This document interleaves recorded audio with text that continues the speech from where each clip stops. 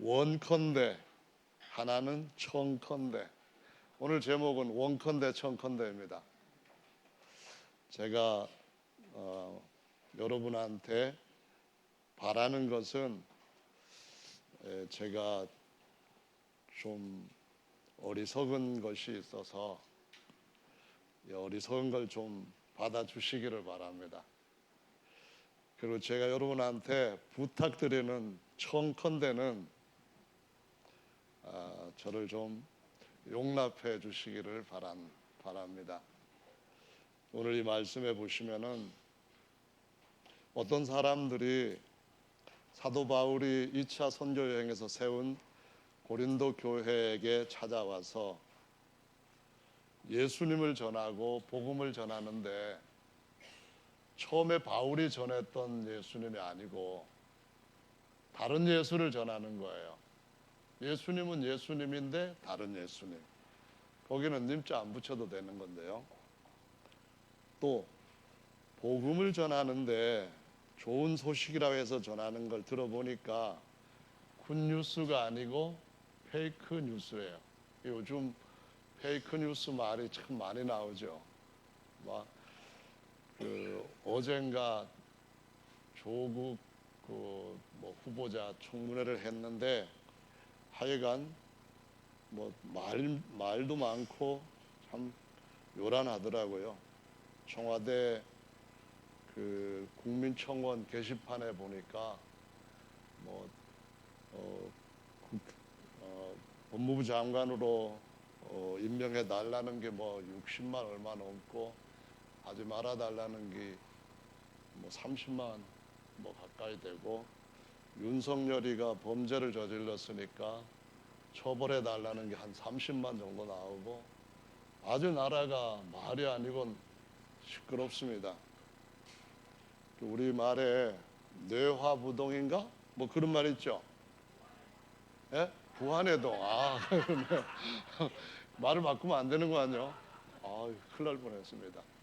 그 뜻이 뭐예요? 외우긴 외우셨는데 뜻은 아직까지 못 따라오셨나 보죠? 그게 부안해동이란 말이 천둥 소리가 나면 그냥 거기에 그냥 따라가지고 펄떡펄떡 뛰는 그런 행동을 일컫는 말입니다. 누가 뭐라 하려면은 그냥 그 소리에 같이 어울려가지고 의미 없는 소신 없는 행동들을 하는 걸 보면은 이제 그런 말을 쓰는데 진짜로 성경을 믿는 사람들이라면은 성경이 말하는 것을 쫓아가야 되는 거예요. 우리가 바울이 처음에 전한 예수, 바울이 처음에 전한 복음이 뭐냐 알려면은 요즘 누가 아무리 큰 소리 쳐도 거기에 우한해동해서는 안 되는 거예요. 성경이 뭐라고 기록되어 있는가 보고 그대로 따라가야 우리가 바르게 따라가는 줄로 믿습니다. 여기 말씀해 보시면은 하와가 여기 이와라고 했는데 이것은 히브리 말로는 하와인데 헬라 말로 옮기면은 이와로 옮겨진 거예요. 그래서 같은 사람인데 뱀의 말을 듣고 아이고 그것 때문에 오늘날 우리가 하와 이후부터 하와에게 태어난 모든 사람들이 이 고생을 하고 있는 거거든요. 말도 못하는 큰 고생을 뱀의 말 들어갖고 이렇게 된 거거든요. 그러니까 굿뉴스가 아니고 이거 먹으면은 눈이 하나님처럼 밝아진다 해서 진짜 더 센 좋은 뉴스로 베스트 뉴스로 믿고 먹었는데 완전 페이크 뉴스에 속아가지고 이 모양이 됐거든요. 그래서 아담 이후에 범죄해서 마귀에게 넘어간 수많은 사람들이 지금 어디로 갈 수밖에 없게 됐냐 하면은 영원한 뱀을 집어넣는 그 뱀굴에 들어갈 수밖에 없게 되었다고 성경이 말씀을 하고 있습니다. 그래서 하와가 속은 것처럼 안 속으려면 어떻게 했냐면은 처음에 주셨던 예수님, 처음에 주셨던 복음을 그대로 믿어야 된다고 가르쳐 주시는 거거든요. 여러분 그렇게 믿으시죠? PPT를 안 하고 이렇게 좀 재래식으로 하는 방법은 친근하잖아요. 괜히 뭐 번쩍번쩍하고 거기다가 또 스마트하다고 하는 뭐 이렇게 갖다 집어넣으면은 이거 엄청 새로울 거다 이런 생각들도 간혹 하게 되는데, 이 그 구관이 명관이란 말 들어보셨죠? 그거 비슷하게 오래된 처음 것이 진짜 백일 수가 있다는 것이 성경에는 딱 맞는 말이에요. 그래서 성경에 보면은 처음부터 전파된 것을 너희 안에 거하게 하라. 그리하면 너희가 하나님과 그리스도 예수 안에, 아버지와 아들 안에 거하게 된다라고 말씀을 하셨거든요. 그래서 처음에 뿌려진 것은 곡식씨인데 그 다음부터 곡식씨와 다르면 무조건 뭐예요? 다른 예수이거나 다른 복음이라는 겁니다. 그럼 이거를 전하는 사람들은 누구냐? 겉으로 볼 때는 아주 유명한 사람일 수도 있고 똑똑한 사람일 수도 있고 헌신된 사람일 수도 있어요. 기적이 많이 일어나는 그런 어떤 특별한 사람일 수도 있어요. 그러나 진짜로 다른 예수와 다른 복음 전하면은 아무리 그런 것들이 좋게 보인다 할지라도 하나님께서 뭐라고 가르쳐 주신가 하면은 13절에 저런 사람들은 거짓 사도요 괴휼의 역군이니 자기를 그리스도의 사도로 가장하는 자들이니라. 이것이 이상한 일이 아니라 사단도 자기를 광명의 천사로 가장하나니 그러므로 사단의 일꾼들도 자기를 의의 일꾼으로 가장하는 것이 또한 큰일이 아니라 저희의 결국은 그 행위대로 되리라 라고 말씀하셔요.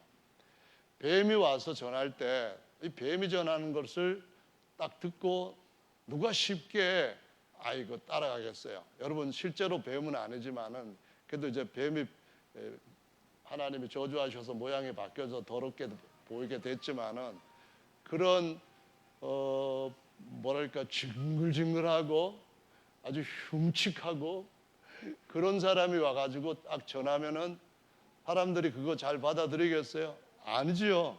저같이 스마트하게 잘생기고 웃는 분들이 한 분도 없네. 다 그렇게 믿으시나 봐요.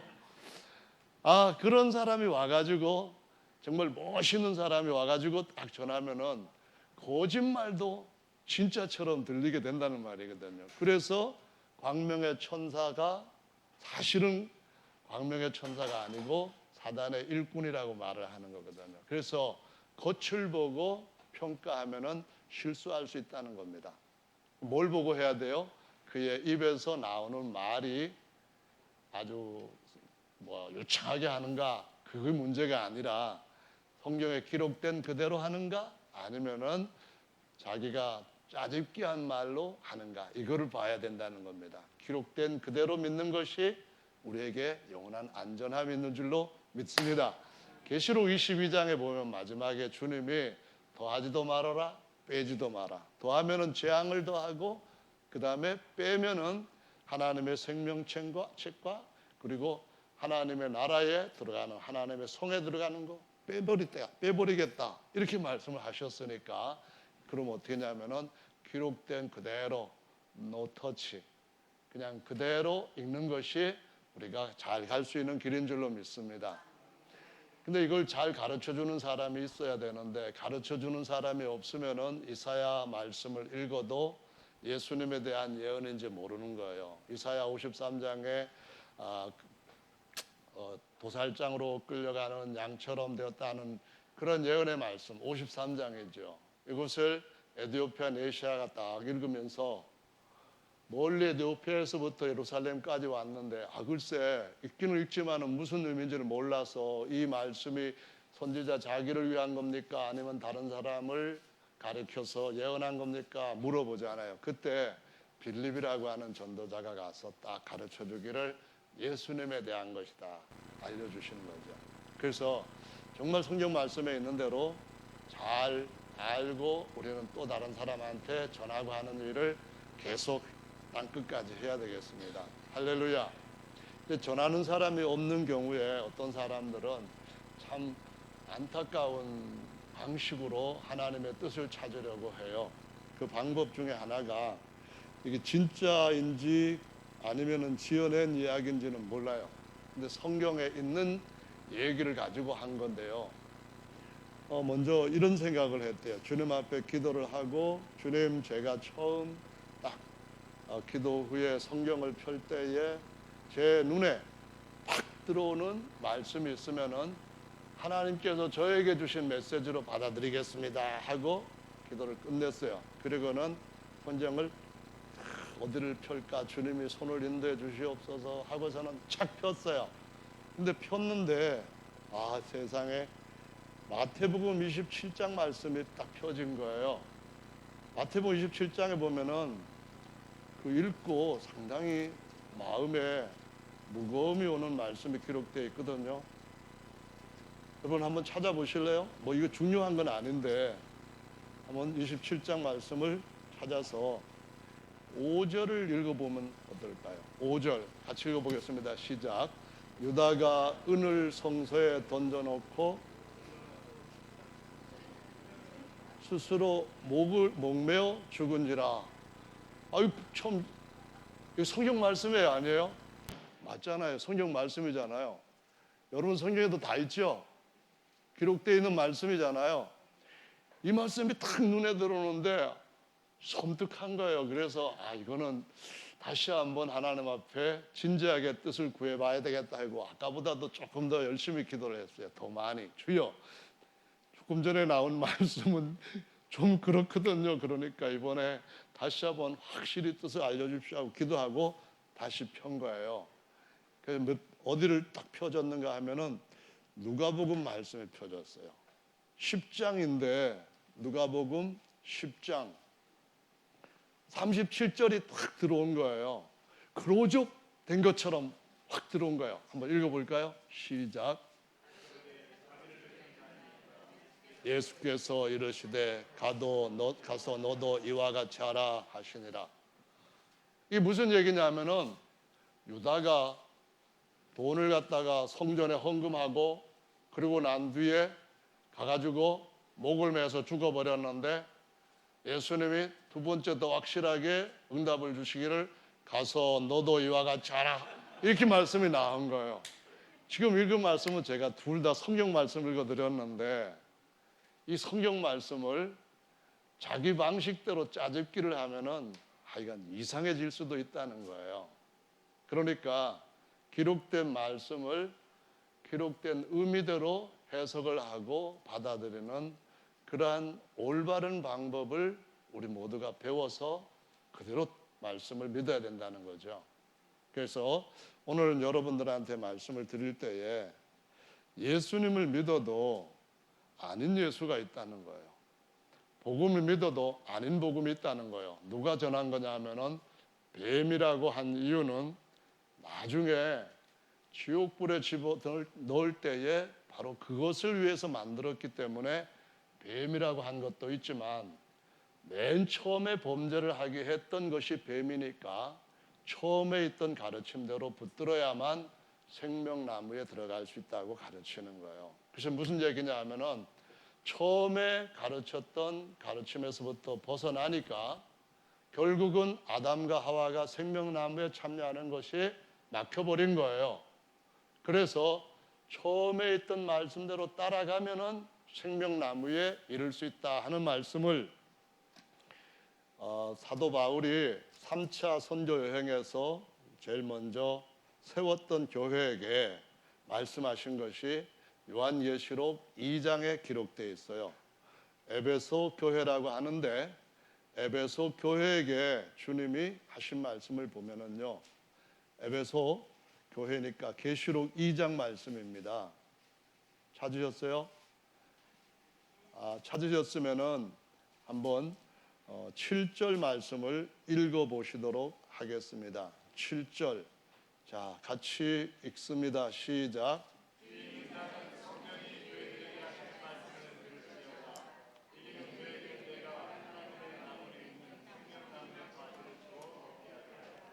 네, 여기에 보시면은 이기는 자는 생명나무에 참여하게 된다 했는데 이제는 땅의 생명나무가 아니라 하늘의 생명나무에 참여하게 된다는 거예요.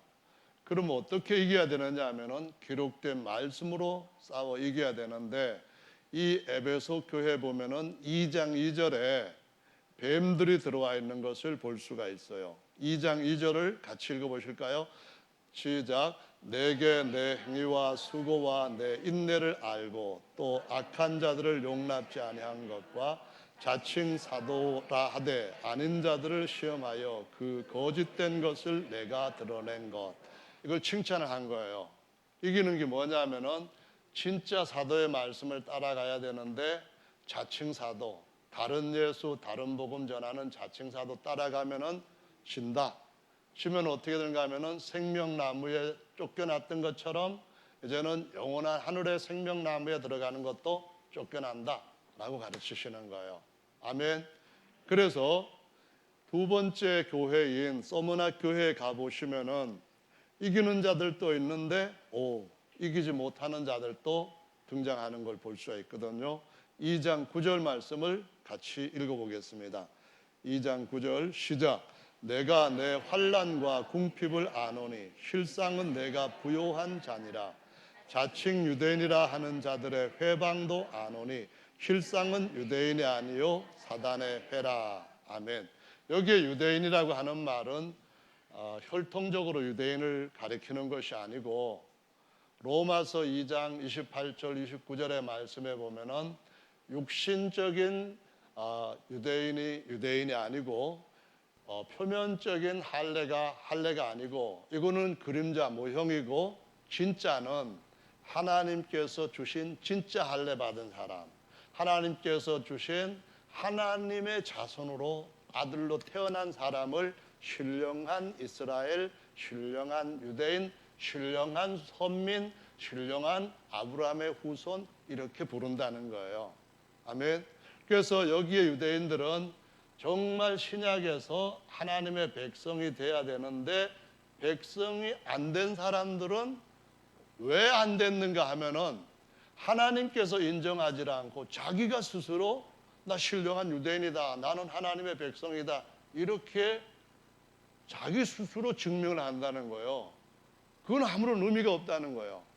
무슨 얘기냐 하면은 자칭 유대인이 자칭 사도들의 말을 듣고 그냥 자기가 구원받은 사람처럼 착각하고 하는데, 이거는 생명나무에 못 들어가고 오히려 어디에 가는가 하면은 뱀과 함께 멸망에 들어갈 수 있다 하는 것을 가르치는 말씀입니다. 그래서 저 여러분들이 정말 말씀을 잘 믿고 바로 믿고 주님 앞에서 온전한 승리를 하시는 우리 모두가 되기를 예수님의 이름으로 축원합니다.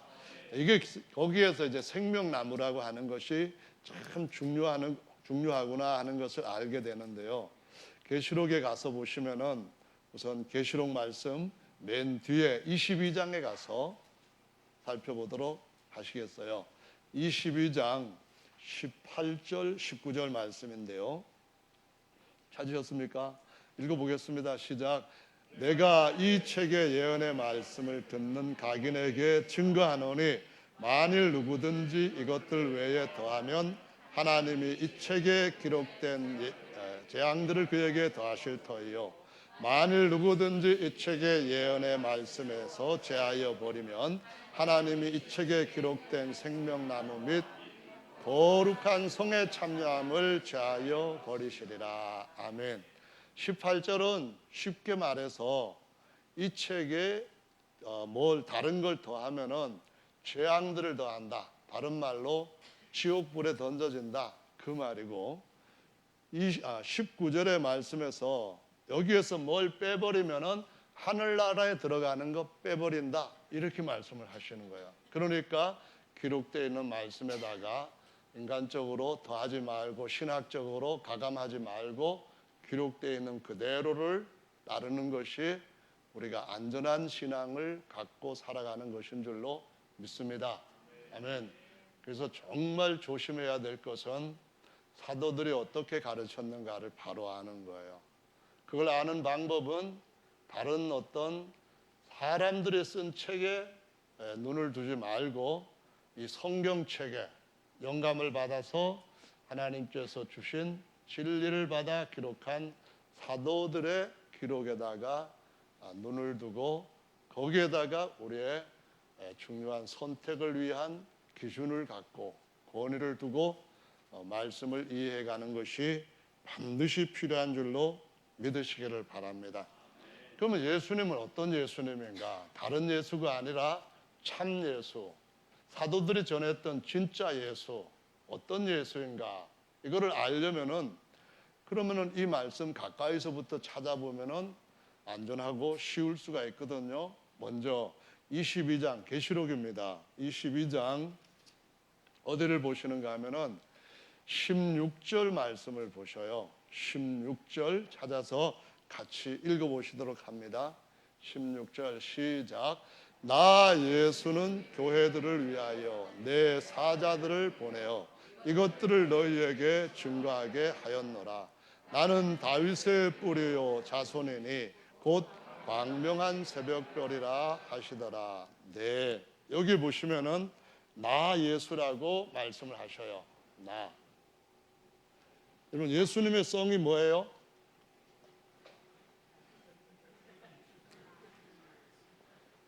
예수님의 성 모르시는 분? 우리 여기 앉는 오전에 앉는 형제 이름은 나종수예요. 근데 예수님은 나 예수예요. 형제지가 아니죠. 이렇게 풀면은 엄청 심각해지는 거예요. 이것은 바로 나, 다른 이 말고 예수라고 하시는 이분 얘기하는 거예요. 그런 말씀 무슨 말이냐면은 너 예수 말고, 니들 예수 말고 자신이 증거하시는 나 예수예요. 이 말씀하시는 바로 그 예수님이에요. 그 예수님이 증거하는 것이 진짜 아니에요? 맞잖아요. 그래서 이 나 예수, 어떤 분인가 보니까 여기에 이렇게 말씀을 하셨어요. 나는 다윗의 뭐라 했죠? 네, 다윗의 뿌리요. 그 다음에 또 다윗의 가지. 이 다른 말로 하면 자손이라고 하는 말로 말씀을 하셨다라는 거예요. 다윗이 굉장히 중요하죠. 왜 중요하냐면은 다윗을 보면은 예수님에 대한 걸 많이 볼 수가 있어요. 그래서 성경에서는 예수님을 메시아라고 얘기할 때 다윗의 자손 이렇게 불러요. 예수님이 오셔야 된다 이 말은 다윗의 자손이 오셔야 된다 이렇게 말하는데 히브리어로 다윗은 글자 3개로 그 이름을 표시해요. 이게 뭐냐면은 바렛 하나 하고요. 그 다음에 이렇게 하나 하고 다음에 이게 아니고 이렇게 돼 있어요. 이렇게 하면은 메시가 돼서 안 돼요. 요거는 다윗 할 때의 이 D, 요거는 다윗 할 때의 V, 요거는 다윗 할 때의 D. 영어식으로 하면 음가가 이렇게 돼요. 그래서 DVD. 요즘 말하면은 이 다윗이 머리가 비상해서 영감을 받아서 DVD 세상에 올 거다 해가지고 계시록을 이렇게 등장시킨 인물인가? 그래 해석하면 안 돼요. 어쨌든 간에 이 말씀을 드리는 이유는 이것이 히브리어에서 글자가 4번째 글자인데 거기에 글자마다 숫자를 넣어가지고 수를 표시할 수도 있어요. 그래서 4라는 숫자고요. 요거는 6이라는 숫자 값이 나오고 요거는 4라고 하는 게 나와요. 4 더하기 6 더하기 4. 그럼 얼마죠? 계산 되게 못하시네. 그러면은 뭐가 나와요? 14대, 14대, 14대가 나오는 거예요. 그래서 마태복음 보면은 다윗의 자손이 오셔야 된다 이렇게 증거할 때에 구약 성경을 계속 그들은 읽고 있는데 성경에 있는 예수여야 된다 그래가지고 바로 아브라함으로부터 다윗까지, 다윗에서부터 포로로까지, 포로에서부터 예수님까지 해가지고 진짜는 14대와 좀 차이가 있는데도 불구하고 다윗을 강조하기 위해서 이렇게 계속 다윗을 14대, 14대, 14대를 강조를 한 거예요. 그 말은 무슨 말이라고요? 당시의 성경은 구약 성경밖에 없어요. 구약 성경에서 제일 중요한 부분은 뭐가 있냐 하면은 하나님은 한 분이다. 나 외에 다른 신 없다. 이걸 하나님이 직필하신 게 있어요. 이걸로 쓴 것보다도 돌에다가 하나님께서 쫙 새기신 거예요. 첫 번째 계명에 그 스스로 계시는 하나님 외에는 다른 신이 없다. 이게 제일 중요한 계명이에요. 목숨 걸고 지켜야 할 계명. 아멘. 근데 그 계명에서 하나님의 성함은 뭐라고 나오는가 하면은 처음에 하나님께서 모세에게 말씀하실 때에 에흐에 이런 표현을 썼는데 다시 이걸 조금 바꿔가지고 뭐라고 했냐면은 요렇게 까지 나가요. 요런 이름으로 하나님께서 모세에게 가서 알려줘라라고 지시를 하신 거예요. 근데 요 이름은 네 개가 다 자음자인데 여기에다 모음을 뭐를 넣어야만 발음을 할 수 있는데 유대인들이 아도나이 아도나이 이렇게 대신 부르다 보니까 모음을 잃어버렸어요. 그래서 지금은 아무도 무슨 모음을 넣어야 될지 몰라요. 근데 요렇게 앞에서 출애굽기 3장 14절에 말씀하셨던 이름은 대부분의 영어 성경, 그러니까 절대 다수, 몇 개 빼놓고는 버전들이 한 30개 이상 되는 영어로 된 번역 중에서 대부분을 뭘로 번역하면은 I am 이렇게 번역을 한 거예요. I am. 이 뜻이 뭐냐면은 영어에 비동사 있잖아요. 그래서 1인칭, 2인칭, 3인칭에 비동사가 있잖아요. 요것은 1인칭으로 이런 의미이고 요것은 3인칭으로 그 의미인데 요것을 1인칭 비동사로 하면은 세 가지 의미를 가지고 있어요. 하나는 뭔가 하면은 있다. 아시겠죠? 있다. 나 있다. 그 말이고 두 번째는 뭐가 하면은 이다. 그 말이에요. 뭐다 할 때. 나다 그럴 때. 이다. 그 다음에 또 하나는 뭐가 있냐면은요. become이라고 해가지고 되다. 이런 뜻으로 세 가지 의미로 쓰이는데 영어도 비동사가 세 가지 의미로 쓰이는 것처럼 히브리어에서도 하야라고 하는 동사가 이 세 가지 의미로 쓰여요. 그래서 에흐에는 AIM이라고 대부분 성경에 음력했을 때 무슨 뜻인가 하면은 나 있다 그 말이에요. 나 이다 그러면은 뭐 갖다가 뒤에다가 보어로 붙이면은 다 돼요. 그분은 나의 신랑, 그분이 신랑도 된대. 그분은 나의 아버지, 신랑의 아버지도 된대. 그분은 나의 형제, 형제도 된대. 그분은 나의 목자, 나의 반석, 나의 피난처, 나의 빛, 나의 생명, 나의 소망 뭐 다 되는 거예요. 그래서 나는 이다. 그래서 특히 요한복음에는 나는 너의 생명의 떡이다. 나는 구원의 문이다. 나는 너의 뭐다 계속 그렇게 나오는 거예요. 아멘. 자, 근데 요 I am이라고 번역했는데 하나님이 자신을 나타낸 가장 아름다운 이름이에요. 그 가장 선명한 이름이에요. 무슨 얘기냐 하면은 아무것도 없던 때가 있었어요. 오직 한 분 하나님만 계시고 그 하나님께서 이거 써주신 이유를 왜 말씀을 드리는지 아세요? 하나님이 진짜로 자기가 쓰신 거예요. 모세가 오경을 기록했죠. 오경을 갖다가 토라라고 하는데 오경에 있는 말씀 중에서 제일 큰 말씀은 하나님께서 기록해 주신 십계명에 나는 야훼다 나 외에 다른 이가 없다 이렇게 말씀하신 거예요. 이거는 영원토록 변함없는 최고의 진리예요. 그래서 이 스스로 계시는 자 외에 다른 신이 있다고 하면은 뭐냐 하면은 이거는 다윗의 뿌리가 누구냐 하는 걸 모르는 거예요. 이 뿌리라고 하는 말은 근원, 본원, 본근 이런 의미로 나무에다가 비유해 가지고 말씀을 하신 거거든요. 그래서 하나님은 스스로 계시는 자이시고 이 스스로 계시는 자만이 계시다가 어느 때에 그분이 뭘 하셨는가 하면은 아들을 낳으신 거예요. 그게 어느 때인가 하는 것은 나중에 다시 살펴볼 것이지만은 어느 때인가 아들을 낳으셨기 때문에 그때는 스스로 계시는 자의 성함이 직함이 어떻게 변하느냐 하면은 아버지가 돼버리는 거예요. 아버지. 제가 결혼해서 딱 1년 만에 1년 안 됐는가 몰라요. 10달 됐는가 아들을 낳았더니만 아버지라고 새로운 직함을 받게 됐거든요. 그전엔 아버지 아니었었어요. 장가 들었을 때 남편이 됐다가 아들 낳았을 때 아버지가 된 거예요. 스스로 계시는 자는 아무것도 없을 때도 오직 그분만 계신다. 여기에서 모든 것들이 이제 근원적으로 파생이 되는 거예요. 아멘. 근데 그분이 낳으신 거예요. 누구를?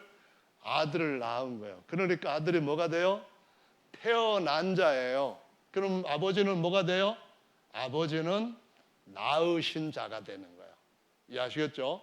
그래서 태어난 자를 성경에서 보면은 이름을 붙였는데 쌍둥이를 낳은 게 아니고 샴쌍둥이를 낳으신 것도 아니고 하나만 낳으셨대요. 그래서 우리말로는 외아들이라고 번역을 하는데 이걸 한자식으로 하면은 뭐라고 번역하죠?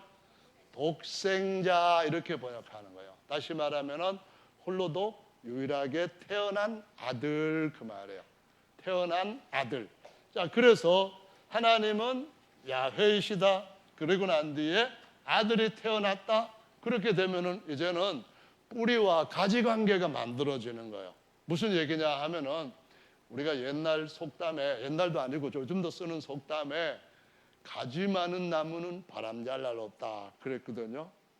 그래서 가지 많은 나무라 하는 말은 자녀들을 많이 낳은 부모를 가리키는, 그래서 나무에다 비유한 그 의미로서 인류의 처음 뿌리는 누구냐 할 때에 아담이라는 요 첫 인물들을 다 얘기를 해요. 그래서 사람의 뿌리는 아담이고 그 이후로 쭉 내려가다가 보면은 그 뿌리에서부터 난 자손이 나오는 거예요. 그래서 나무를 보면은 여러분 나무 다 아시죠? 나무라고 하는 것은 이 사람한테다가 이렇게 십자가를 만들어서 붙이면 나무가 돼버리는 거야. 옛날에 하나님 우리한테 십자가 지고 이제 영원히 예수님 앞에 복 받으라고 해서 나무 했다. 그거는 그냥 제가 해본 소리예요. 이거는 성경에 있는 얘기는 아니고, 어쨌든 이 나무라고 하는 것은 뿌리가 있고 그 다음부터 나오는 것들은 줄기, 그 다음에 가지, 잔가지, 잎새 이렇게 각기 다른 명칭을 가지고 하나의 나무를 구성하고 있다라는 말씀이에요. 자, 그래서 여기에서 다윗의 뿌리, 다윗의 가지 누구를 가리킨다고요? 예수. 이분을 다윗의 뿌리라고도 가르치고 다윗의 자손이라고도 가르치는데, 그러면 이것은 예수님의 어떠한 신분, 어떠한 품격을 가리키는가 할 때 이 뿌리라고 하는 것은 하나님, 다른 말로 하면은 스스로 계시는 자가 뭐가 되셨다고요? 아버지가 되셨다, 그런 말이에요. 그래서 이 뿌리에 이제 어떤 것이 쭉쭉 연결이 되는데 한번 나무를 그려볼까요? 이렇게 나무를 하고 이제 그라운드 땅이 있어요. 이제 이렇게 못 그린 그림이지만 나무라고 보시면 돼요. 봐주세요. 자, 이렇게 됐는데다가 아담을 먼저 생각을 해보면은요, 아담에서부터 여기 좀 돼가지고 누구가 나오는가 하면은 아브라함, 뭐 또 쭉 나오면은 여기는 또 다시 뭐 다윗 이렇게 쭉 나오고, 그 다음에 여기서 이제 쭉 나가면은 그 나무 못생겼지만 나무예요. 사람 못생겨도 사람인 것처럼. 자, 그래서 여기에 보면은 다윗의 가지라고 해서 예수님의 자손으로서 가지, 어떤 예수라고 하는 이분의 신분이 이런 것도 있다라는 것을 성경이 설명을 하고 있는 거예요. 그런데 아담은 조상이고 예수님은 자손인데 뿌리와 가지는 같다 하면은 안 되는 것이 나무를 이해하는 초등학생도 다 아는 거예요. 뿌리는 가지다. 이거 말이 안 되는 것이, 다른 말로 하자면은 이파리는 이파리고 가지는 가지고 뿌리는 뿌리다 구별을 해야 된다 이런 얘기예요. 다시 말하면은 예수님은 하나님이시면서도 사람이시다 했는데 이 말은 이제 어떻게 해야 설명을 쉽게 할까 좀 고민을 하게 되는데요. 이사야 말씀으로 가서 보시면은 이사야가 예언한 말씀이 우리한테 이런 것들을 미리 가르쳐 준 것이 되겠는데요. 이사야 9장 6절로 가보겠습니다. 9장 6절 같이 한번 읽어볼게요. 찾았죠? 찾으셨으면은 9장 6절을 읽어보겠습니다.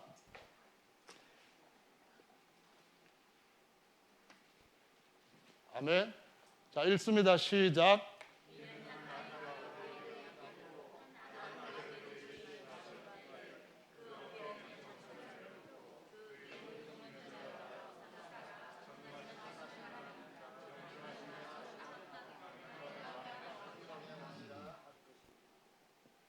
자, 여기에 보면은 아까 예수님, 나 예수는 다윗의 뿌리요 다윗의 가지다 이렇게 말씀하셨는데 요 예수라고 하는 분 안에는 각기 이런 것들이 다 다른 신분, 다른 역할 이런 것도 들어있다 그런 말씀이에요.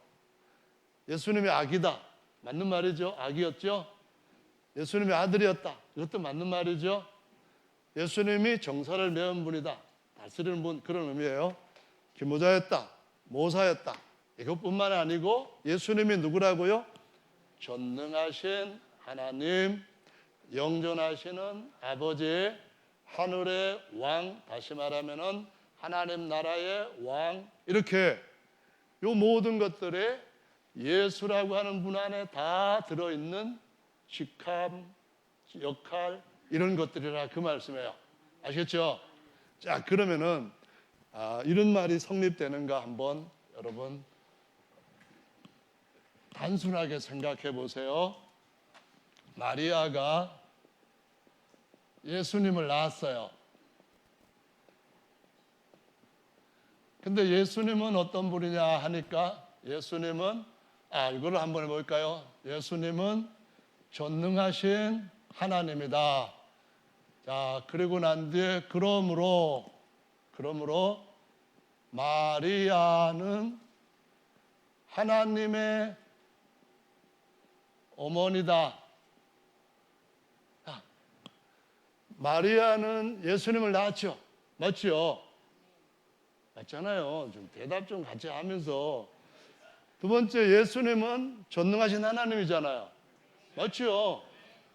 그러면은 마리아는 예수님을 낳았고 예수님은 전능하신 하나님이니까 딱 맞게 정확하게 마리아는 하나님의 어머니다.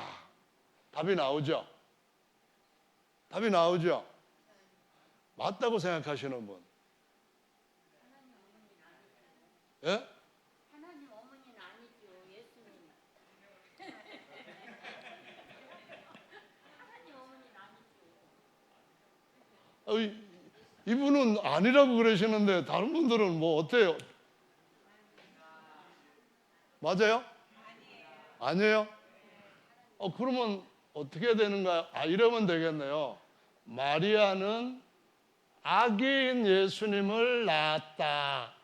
그리고 난 뒤에 예수님은 아기이시다 이렇게 나오고 마리아는 아기로 태어난 이 예수님의 어머니다. 맞아요? 틀려요? 맞네요. 이렇게 보면 딱 맞네요. 원래 사람이라는 조직은 이게 세 가지로 돼 있다 하고 성경에 나와요. 셋으로 나누면은 영혼육 이렇게 나오거든요. 영혼육이라고 하는 게 나오는데 옛날부터 사람들이 셋만 나오면 마술에 걸리는 경향이 있어요. 그래가지고 뭘 하냐면은 거기다가 딱 삼각형 만들어 가지고 하나씩 집어넣어요. 그래서 영 여기다 집어넣고 그 다음에 혼 여기다 집어넣고 육 여기다 집어넣고 여기는 사람 그래서 영도 사람, 육도 사람, 혼도 사람 맞는 말이죠? 맞는 말이죠? 그러면은 영하고 육은 같아요? 달라요? 제가 설명을 저한테 비유해 가볼게요. 제 안에 있는 영이 있거든요. 제가 죽으면은 제 영이 천국으로 가든가 아니면은 구원 못 받으면은 음부로 가든가 영이 육체를 떠나서 이 안에 있다가 어디론가 가야 되는 것이 정해진 하나님의 법칙이에요. 그러면은 제 영이 접니까 아니면 다른 사람입니까? 다른 사람이 아니죠. 그렇죠. 제 이 몸뚱아리가 접니까 아니면 다른 사람입니까? 저지요. 그러면은 몸뚱아리도 저고 영도 저지만은 내 몸뚱아리가 내 영이다. 그거는 아닌 거거든요. 아멘. 몸뚱아리가 먹는 밥하고 영이 먹는 밥하고 다르니까 같은 거 아니다 이런 얘기가 맞는 거예요. 그렇죠? 사람이 떡으로만 살 것이 아니요 그러면은 뭐가 먹는 거예요? 육이 먹는 거예요. 네, 육이. 아멘. 하나님의 입에서 나오는 모든 말씀으로 사는 할 때 뭐가 먹는 거예요? 속에 있는 영이 먹는 거예요. 그래서 사람을 가리켜서 속사람이란 말도 쓰고 겉사람이라는 말도 쓰는데 속사람하고 겉사람을 구별을 해야 되는데 구별을 안 하면 어떻게 돼요? 내 영은 내 몸 육체다. 이러면 말이 돼요, 안 돼요? 뻔할 뻔짜죠. 번데기 뻔짜죠.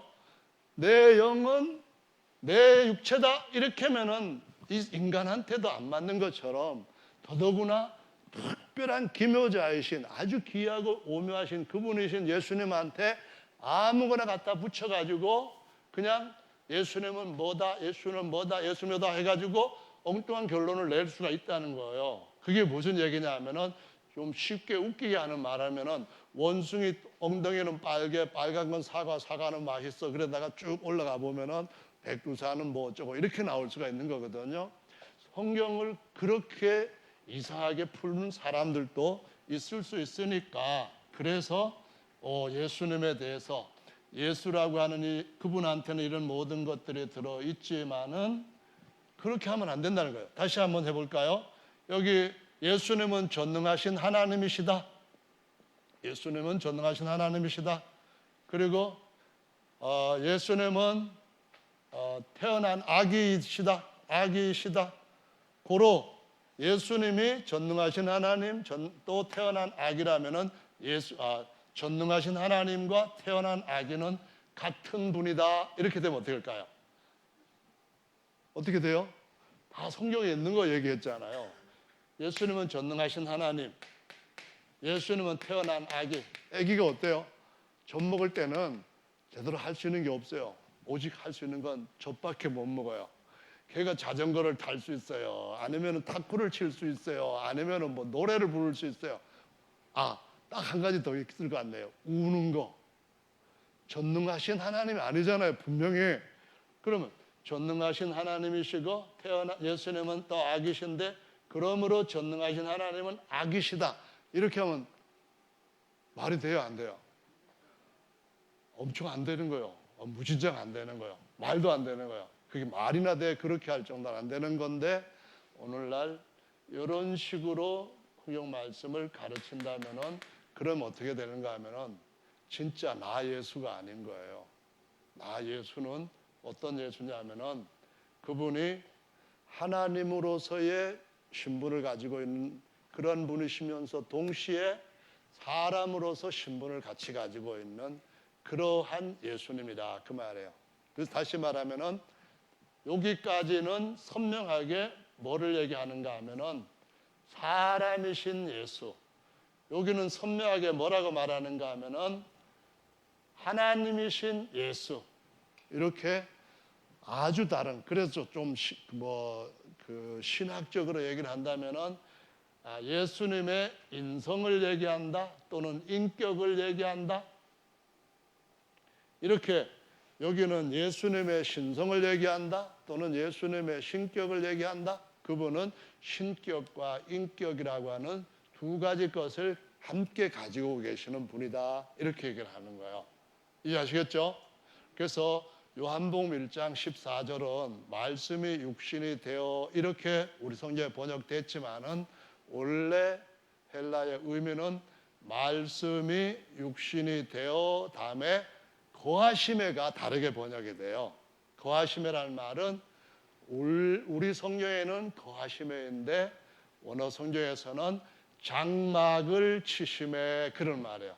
다시 말하면은 육신의 장막 성전을 이 땅에다 치고 그 하나님 아버지가 사람을 자기의 육신의 장막으로 삼고 사람들 속에 오셨다. 이 사람들도 보니까 다 육신의 장막을 갖고 사는 사람들이다. 그런데 그 사람들 안에는 아직까지 하나님이 안 계시는데 예수님은 하나님이 낳으신 유일한 아들로서 낳으실 때 그 안에 보이지 않는 하나님 자신을 낳으신 아들을 통하여 보여주시기 위하여서 형상으로 삼으셨고 또한 거처로 삼으셨다 하는 것을 의미하는 거예요. 이해하시겠죠? 아멘. 자, 그래서 예수님은 아까 말씀드렸던 것처럼 나 예수는 다윗의 뿌리요, 다시 말하면은 전능하신 하나님이요 영존하시는 아버지요, 그 말씀도 하시고 다윗의 자손이다 할 때는 마리아 다윗의 쭉 내려와서 자손인 요셉과 결혼을 약속한 마리아에게서 태어난 아기다 해가지고 여기 전체를 갖다가 그냥 두 가지 식분으로 딱 아울러서 표현하는 거예요. 근데 그 안에는 여러 가지 것들이 들어있다 이런 말씀이에요. 자, 그래서 이 예수님이 어떤 분이냐 하는 것을 이제 간단한 말로 정리한 것이고요. 예수님은 완전하신 하나님, 완전한 하나님이고 또 완전한 사람이다 이렇게 표현하는 거예요. 완전하신 하나님, 완전한 사람. 그래서 다윗의 뿌리 하면은 어디를 의미하느냐 하면은 여기 하나님이신 예수 그 말을 하는 거예요. 전능하신 하나님이요 영존하시는 아버지. 그 다음에 완전한 사람이다 할 때는 아기인데도 또 다르게 그분을 신분을 잘 분석을 해보니까 종이 아니라 뭐예요? 아들이다 그 말이에요. 그러면은 그 전에 있던 모든 다윗의 자손들, 그러니까 아브라함의 자손들, 아담의 자손들은 하나님께서 낳은 아들이 아니고 지으신 아들들이니까 종의 신분인데 포도원의 종들만 막 보내다가 마지막에는 독생자 아들을 보냈다 하는 비유 말씀처럼 아들이라는 거예요. 그래서 구약의 성도들은 전부 이스마엘과 같이 종인데 신약의 성도들은 하나님 앞에서 하나님 아버지의 모든 걸 물려받는 자로서 아브라함의 아들 이삭과 같은 진짜 유업을 얻을 신분이다라고 해서 여기 아들이라고 말씀하시는 거예요. 자, 그래서 완전한 사람, 완전한 하나님. 근데 이 하나님한테는 명칭 또는 직함들이 너무너무 많아요. 굉장히 많아요. 여기는 얼마만큼 많은지 모르겠는데 정말 다 몰라요. 근데 우리 곽상신 전도자님이 정리한 걸 보니까 여기도 좀 복잡하게 많아요. 많으니까 작은 글씨로 썼어요. 작은 글씨로 썼으니까 잘 안 보일 정도로 많아요. 근데 이 중에서 가장 분명하게 몇 가지만 짚는다면은 그분은 스스로 계시는 자이다. 첫째, 이것하고요. 두 번째로는 아들을 낳으셨기 때문에 아버지다 하는 것이고, 스스로 계시는 자는 한 분뿐인 것처럼 아들을 낳으신 아버지 하나님은 하나님으로서는 오직 아버지 한 분만 계신다 이 말씀이에요. 자, 이것을 고린도전서 8장에 가서 보시면은 고린도전서 8장 찾으셨으면은 6절 한번 읽어볼까요? 찾으셨죠? 자, 읽어보겠습니다. 시작.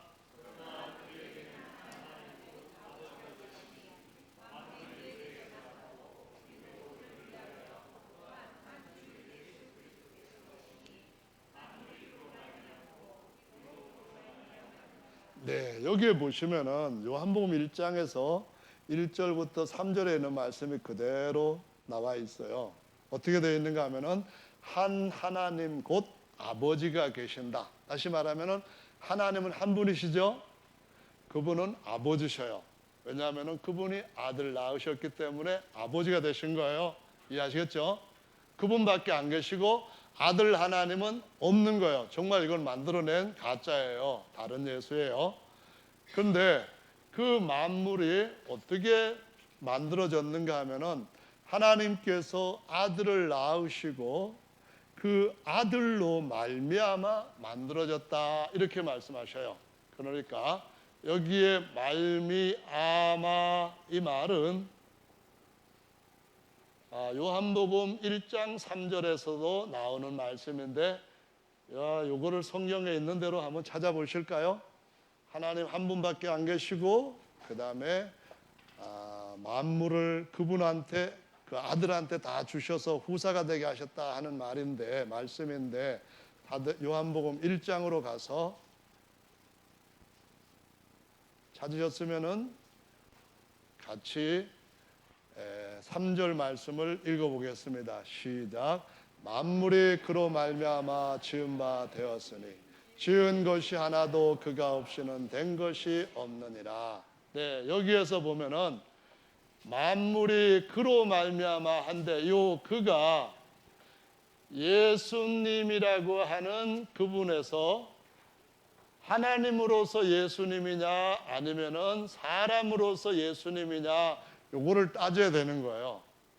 이걸 이해를 바로 해야 된다 그런 말씀이에요. 아버지가 마리아가 예수님을 낳았다. 예수님이 전능하신 하나님이다. 전능하신 하나님이 마리아에게서 태어났으니까 마리아는 하나님 어머니다. 그러면 안 된댔죠. 아멘. 내 영은 나이지만 내 육도 나이지만 그러므로 나인 내 영혼 내 영과 나인 내 육체가 고로 영은 육이다. 그러면 안 된댔죠. 아멘. 이거는 분리하는 게 아니라 구별을 하는 거예요. 이해하시겠죠? 뿌리다 가지다 같이 붙었으니까 가지는 뿌리다. 그러면 안 된다는 거예요. 예수님은 예수님이니까 나무는 나무니까 나무 뿌리인지 나무 가지인지를 바로 이해를 해야지 나뭇가지도 나무 뿌리다 나무 뿌리도 나뭇가지다 이렇게 하면은 멍해진 거예요. 그러니까 그게 안 된다는 거예요. 자, 그래서 여기 말씀에서 보면은 예수님이 하나님으로서 아니면 예수님이 아들로서 이게 어떻게 됐는가 하는 것을 정확하게 예수님 말씀하신 대로 이해를 해야 되는데 요 말미암아라고 하는 단어를 복잡하게 원어를 찾을 거 없이 1장 17절 말씀을 한번 보시면은 요 말이 또 나와요. 한번 1장 17절 찾아보실까요? 찾으셨죠? 읽어보겠습니다. 시작.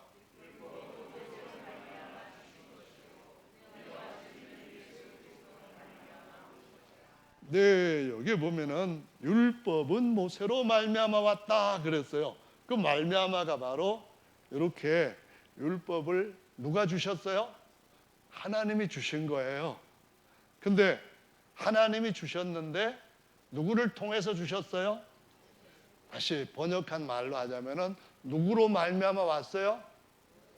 네, 모세를 통하여서 하나님이 주셨다 그 말이에요. 천지 만물을 누가 지으셨어요? 창조주 하나님이 지으신 거예요. 근데 창조주 하나님이 만물을 지으셨는데 창조주 하나님을 다른 말로 표현하면은 만유의 아버지다 이렇게 불러요. 그런데 그 만유의 아버지신 예수님 그리고 사람이신 예수님 다른 말로 하면은 하나님이 낳으신 아들로서 예수님인데 말미암았다 하는 말은 창조주 아버지께서 아들로 말미암아 모든 걸 지었다 그 말씀을 하신 거예요. 그 말은 무슨 말이냐면은 모든 걸 다 지을 때에 아들한테 다 이거 너 물려줄 거야 그런 의미로 만물을 지으셨다 그런 말씀이에요. 다시 말하면은 아들이 만약에 만물을 지을 때에 아버지와 같이 지었다고 한다면은 이거는 잘 이해하셔야 돼요. 예수님은 본래 어떤 분이냐면은 스스로 계시는 분이에요. 스스로 계시는 분. 그분이 어떻게 됐다고요? 아버지가 되셨어요. 아멘. 아버지가 되신 것은 아들을 낳으셨기 때문에 된 거예요. 아멘. 아들을 낳으시면서 뭐가 됐다고요? 나 예수는 뿌리도 되고 가지도 된다. 그렇게 말씀하신 거예요. 다시 말하면은 여기 아까 보았던 것처럼 이사야 9장 6절에서 나는 태어난 아기요 종이 아닌 아들이요 낳으신 아버지요 전능하신 하나님이다. 이것이 바로 예수님은 하나님과 사람으로 완전히 하나가 되신 분이라는 거예요. 예수님 안에는 하나님, 전능하신 유일한 하나님, 예수님 안에는 태어난 아들, 사람, 여기 그대로 다 들어있다는 걸 생각하셔야 되는 거예요. 아멘. 그 예수가 아니면은 나 예수 아닌 거예요. 야, 그래서 예수님께서 하나님, 그러니까 사람으로서 예수님, 아버지로서 하나님으로서 예수님 이래 있는데, 그러면은 예수님이 아들로 그 일을 하셨는가, 예수님이 하나님으로 그 일을 하셨는가, 그거를 봐야 되겠죠. 이사야 9장 6절처럼 아들로 마리아에서 태어나셨는가, 하나님으로 마리아에서 태어났는가, 구별을 해야 되겠죠. 여기까지 쉬워요, 안 쉬워요? 이해가 되시죠? 이거 제가 이해를 할 수 있게 설명을 해야 되는 거예요. 이거 정말 중요한 문제예요. 아멘. 이해하셨죠? 예수님은 이사야 9장 6절을 보니까 사람으로서 역할도 많고 하나님으로 역할도 많고 그러잖아요. 그런데 만약에 예수님을 전능하신 하나님, 영존하신 아버지로 보고 마리아가 전능하신 하나님을 낳았네, 이렇게 되면은, 이렇게 설명하면 돼요, 안 돼요? 안 되는 거예요. 따라서 창조하실 때도 보면은 창조하신 분을 뭐라고 하냐면은 모든 만물을 지으신 만유의 아버지 이렇게 부르는 거예요. 아멘. 근데 그분이 아들을 낳으셨단 말이에요. 그래서 아들과 하나 되시고 아들 안에 계신단 말이에요. 그러니까 그 예수님은 아버지도 되시고 아들도 되시는데, 창조하실 때에 아버지가 창조하시되 아들로 말미암아 창조하셨다, 그 말이에요. 아들로 말미암았다는 말은 모든 만물을 아버지가 아들한테 어떻게 하시려고요? 후사로 물려주시려고. 제일 잘 지은 천사도 너 가져서 영원토록 부려라, 그런 말이에요. 우리가 앞으로 부릴 모습은, 그 모습 아들은 정말로 비교할 수 없을 정도로 엄청나게 대단한 모습을 우리에게 주실 줄로 믿으시기 바랍니다. 누구예요? 하나님이 전제하시고 전능하신 분이 지으실 수 있는 최고의 것을 우리 아들 된 자들한테 유업으로 주시려고 아들 때문에 지으셨다, 그 말씀이에요. 아멘. 삼일체로 오늘 말하는 사람들은 뭐라고 하냐면은 아버지 하나님이 따로 있고 아들 하나님 따로 있고 성령 하나님 따로 있는데, 아버지 하나님이 창조하실 때 성령 하나님도 같이 하시고 아들 하나님도 같이 했다, 그렇게 하는데, 한번 보세요. 아버지가 아들을 낳았어요? 그 아들이 창조에 같이 해요? 그러면은 하나님께서 낳으신 아들 예수, 사람으로서 예수님이 창조를 하셨다면은 그 창조에 우리도 포함됐잖아요. 그러면은 우리가 예수님, 사람으로서 아들로서 예수님이 우리를 창조하셨다고 하면은 그 아들로서 예수님을 보고 뭐라 해야 되냐면은 아버지 이렇게 불러야 되는 거예요. 이해가 됐죠? 여기까지 이해됐죠? 아니, 아들이 모든 것을 지을 때 아버지와 같이 지었으면 같이 우리를 지은 아버지잖아요. 그렇죠? 그렇죠? 그러면 아들이신 예수님이 아버지 하나님을 부를 때 아버지 이렇게 부르는 것도 이해가 되시잖아요. 그러면은 아들인 우리가 아버지뿐만 아니라 아들이신 예수님도 우리를 지으셨으니까 아들 보고 우리가 부를 때는 아버지 이렇게 불러야 되는 거예요. 그리고 그 아들을 낳으신 하나님을 부를 때는 뭐라고 불러요? 할아버지 이렇게 불러야 되는 거예요. 헷갈리죠? 이거는 나 예수가 아니다, 그 말이에요. 아들은 같이 우리와 함께 하나님의 모든 걸 물려받기 위하여서 피조물을 지을 때 아들 때문에 지으신 거예요. 아들로 아들을 위하여서 아들의 것으로 지으셨다, 그 말씀이에요. 그래서 우리를 뭐라고 부르냐면은 만유의 후사 이렇게 불러요. 그리스도와 함께하는 공동 후사 이렇게 부르는 거예요. 아시겠죠? 자, 그래서 오늘 이제 말씀에서 여기까지 들으셨으면은 이거는 정말 여러분 대단한 걸 발견하신 거예요. 왜냐? 이거 발견하는데 이 보통 놀라운 일이 아니거든요. 그래서 이걸 갖다가 경건의 비밀이라 이렇게 부른단 말입니다. 자, 그러면은 여기서 이제 한 가닥만 더 나가고 맞춰야겠어요. 너무 많으면 머리에 쥐날 수도 있으니까 예수 아까 이거 썼으니까요. 하나님 아버지. 자, 여기서 이거는 I am 스스로 계시는 분 이런 거예요. 여기에는 예수님 사람 아들 태어난 분, 다른 말로 하면 독생자 이렇게 된 거예요. 그럼 이제 사람이라고 하는 분이 이 땅에 오실 때 사람들이 그 예수님 보고 다 몰랐어요. 그래서 침례 요한한테도 내 아들이 메시아가 되는데 너도 모르지만 내가 알게 해주겠다. 어떻게 알려주실 텐데요? 네가 침례 주는 사람이 쭉 올 텐데 침례 받을 때에 비둘기 같은 형상의 그 머리 위에 딱 임하여 있거든. 그가 바로 내가 낳은 아들인데 사람의 아기로 태어나게 하신 아들이야. 알았지? 그런 거예요. 그래서 침례 요한이 뭐라 그랬어요?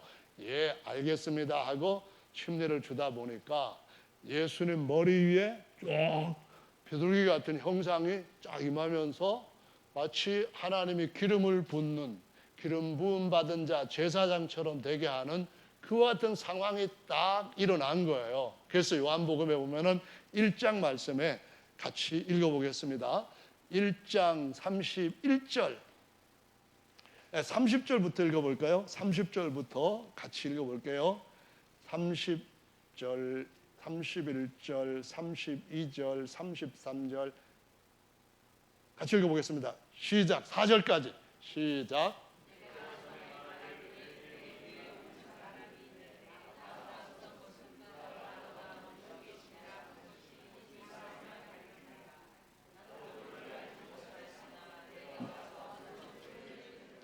그를 이스라엘에게 나타내려 함이니라 하니라. 내가 봄에 성령이 비둘기같이 하늘로서 내려와서 그 위에 머물렀더라. 나도 그를 알지 못하였으나 나를 보내어 물로 침례를 주라 하신 그이가 나에게 말씀하시되 성령이 내려서 누구 위에든지 머무는 것을 보거든 그가 곧 성령으로 침례를 주는 이인 줄 알라 하셨기에 내가 보고 그가 하나님의 아들이심을 증거하였노라. 아멘. 할렐루야. 굉장히 중요한데 조시는 분이 계셔요. 조시면 안 될 정도로 엄청 중요한 건데 여기에 보시면은 30절에 요한이 뭐라고 말하는가 하면은 나보다 앞선 사람이 있는데 그 사람이 누구냐 하면은 하나님의 아들이래요. 그래서 그분이 하나님의 아들인지 아닌지 나는 정말 몰랐는데 하나님이 알려주시는 대로 보니까 알겠더래요. 어떻게 알았나 했더니만 하늘에서 진짜 비둘기가 내려와갖고 그런 거 아니에요. 비둘기 같은 형상이 딱 임한 거예요. 보고서는 하나님의 아들이십니다. 하나님의 아들 그리스도입니다 하고 증거를 이스라엘 백성들한테 했다. 그런 말이에요. 그래서 이 사람이신 예수님이 흔히 말하는 메시아 또는 그리스도라고 부르는데요. 메시아라는 말은 히브리 말이고 그리스도라는 말은 헬라 말이에요. 같은 말이죠. 영어로는 크라이스트 이렇게 하는 말이에요.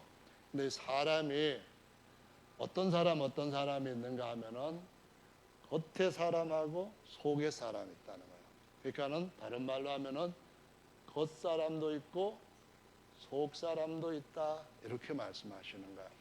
그래서 나무가 다시 이거 이제 땅에 나는 뿌리고요, 줄기 있고요. 여기 가면은 또 나무가 이렇게 갈라졌다 생각을 해봅시다. 여기에는 하나님이신 예수님 뿌리, 다윗의 뿌리예요. 자, 이제 다윗의 뿌리에서 올라가는데 여기에서는 줄기에서 두 가지로 나누는데 겉사람, 속사람 이렇게 나눴다고 한번 생각해 보세요. 완전한 사람은 영혼도 있고 몸도 있는 거, 밖에 몸도 있는 거예요. 그럼 예수님이 완전한 사람이면은 우리와 같이 속사람도 계시고 겉사람도 계셔야 된다 그 말이에요. 아시겠죠? 그러면 예수님 안에 뭐뭐가 계시느냐 하면은 이사야 9장 말씀처럼 하나님이 스스로 계시는 분으로 계시고 아들을 낳으시면서 아버지가 되시고 아들을 낳음과 동시에 보이지 않는 자신을 나타내는 형상으로 아들을 딱 삼으셔서 아버지와 아들이 하나가 되신 거예요. 그런데 그 예수님을 볼 때 하나님으로 예수님을 볼 수도 있고 사람으로 예수님을 볼 수도 있는 거예요. 아멘. 그래서 그 예수님을 볼 때 도마는 나의 주시며 나의 하나님이다 이렇게도 고백하지만은 요한이 볼 때 내 뒤에 오시는 사람인데 나보다 앞섰네 이렇게 말할 수 있는 거예요. 내 뒤에 오신다는 말은 나보다 늦게 태어났다는 거예요. 6개월 정도. 그런데 나보다 앞선 사람이네 이렇게 또 얘기하는 것은 하나님의 아들로서 사람을 또 얘기하는 건데 이것이 이제 하나님이 사람이 죄를 짓고 그 죄를 대신 해결하기 위해 가지고 자기 독생자를 모든 영광이 이렇게 다 비운 상태로 맑고 천한 옷을 입히시는 거예요. 그게 뭐냐면은 사람이신 아들을 갖다가 겉사람을 원래 찬란한 영광을 다 벗기시고 정말 보잘것없는 종의 육체를 입히셔가지고 누가 되게 하는가 하면은 다윗의 자손으로 태어나게 하시는 거예요. 다윗의 자손. 맑고 천한 목수의 아들로 자라나게 하신데 요걸 갖다가 어디에서 말씀하시는가 하면은 아까 이사야 9장 했으니까 11장 1절 요거만 하고 오늘 마치겠습니다. 이사야 11장 1절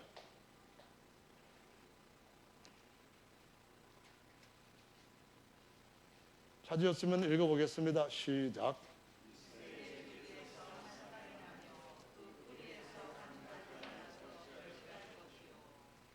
네, 거기에 보면은 이새라고 하는 인물이 등장을 했어요. 이새는 누구냐 하면은 다윗의 아버지예요. 다윗의 아버지가 이새예요. 이새의 가지에서 이 말은 누구냐 하면은 이새의 후손 중에서 그 말이에요. 그럼 이새의 후손은 누군가 하면은 바로 이새의 아들 다윗을 말하는 거예요. 그래서 다윗의 자손 예수요 다윗의 자손이다 이렇게 하는 말씀이 거기에서부터 분명하게 우리한테 예수님이 누구신가를 증명해 보이시는 예언으로 등장하는 거예요. 아멘. 그러면서 그 다음에는 또 뭐라고 했는가 하면은 이새의 뿌리에서 그랬어요. 이새의 뿌리가 누구냐 하면은 바로 이새의 어머니에서 창조하신 하나님이셔요. 창조주 만유의 아버지신 거예요. 아멘. 거기에서 뭐가 났는가 하면은 이새의 뿌리에서 한 가지가 났다 했는데 하나님의 아들이 나셨다 이렇게 말씀하신 거예요. 그래서 예수님한테는 사람이신 예수님인데 사람이신 예수님은 완전한 사람이니까 속사람도 있어야 되고 겉사람도 있어야 되고 하는 거예요. 자, 이제 마지막 질문 할게요. 예수님이 하나님이시죠? 아멘. 예수님이 사람이시죠? 겟세마네 동산에 가셨어요. 제자들 저기서 자고 있어요. 저 같아도 그냥 확 차버리고 그냥 에이 꺼져라. 내가 너 혼자 기도하란다. 그럴 만큼 지금 여유 있는 상황은 아니에요. 기도를 간절히 하셔요. 아버지여 이 잔이 내게서 옮겨줄만 하거든 옮겨주십시오. 하지만 제 뜻대로 마시고 아버지 뜻대로 되기를 원합니다. 이렇게 이제 기도하셨어요. 누가 기도했다고요? 예수님이 기도하셨어요. 예수님이 하나님이시죠? 자, 1번 하나님이 하나님한테 기도하셨다. OX 맞아요? 하나님이 하나님한테 기도하셨다? 벌써 대답을 해버리면 설교할 게 없어지잖아요. 예수님은 사람이셔요. 아멘. 예수님은 하나님이셔요. 근데 그 하나님은 육체를 가지고 있는 예수님 안에만 계시는 것이 아니라 무소부재하게 공간 안에도 다 계시고 만드신 공간 밖에도 다 계시고 어디에나 다 계시지만 보이지는 않는 영이셔요. 그런데 아들 안에 지금 아들을 자기를 보이는 형상으로 삼으신 거예요. 할렐루야. 그래서 태어난 아들이 아버지께 기도하는 것인지 아니면은 예수님이 하나님이시니까 하나님이 아버지 하나님한테 기도하는 것인지 이거를 분명하게 이해를 해야 되는 거예요. 하나님은 곧 한 분이시니 아버지시라. 아버지밖에 하나님 없습니다. 아멘. 스스로 계시는 분이 아들 낳으시고 사람 낳으신 거예요. 아들 하나님 낳으신 게 아니라 그 아들을 통하여서 제사장 되게 하시면서 제사장인 그분이 우리를 대신해서 기도하시는 거예요. 그래서 사람이신 예수님, 하나님이신 예수님이 각각 어떤 신분으로, 신성으로 일을 하셨는가, 인성으로 일을 하셨는가, 그걸 구별하지 못하면은 완전히 꽝이 되는 줄로 아시기 바랍니다. 예수님은 하나님이다. 마리아가 예수님을 낳았다. 그러면은 마리아는 하나님의 어머니다. 이것이 381년에 니케아 회의에서 삼일체를 완성할 때에 그렇게 진행해가지고 완성하고 431년에 마리아를 하나님 어머니다 해서 이 가톨릭교가 믿고 있는 다른 예수예요. 우리가 그것을 바로 잡아서 올바로 믿고 있다는 건 참 감사한 일인 줄로 믿습니다. 아멘. 그래서 예수님을 더 잘 알아가는 저와 여러분들 되시기를 예수님의 이름으로 축원합니다. 이게 예수 이름으로 침례를 받고 성부, 성자, 성신의 그런 호칭으로 받지 않은 데는 그 안에 굉장히 중요한 우리가 영원히 연합되어야 될 유일한 한 분이 계시는 거예요. 어떻게? 내가 아버지와 하나 된 것처럼 저들도 우리 안에서 우리와 같이 하나가 되게 해 주십시오라는 놀라운 계획이 그 안에 있기 때문에 우리가 거기에 동참하는 것인 줄로 믿으시기 바랍니다. 할렐루야. 자, 다 같이 기도하는 시간 함께 갖겠습니다.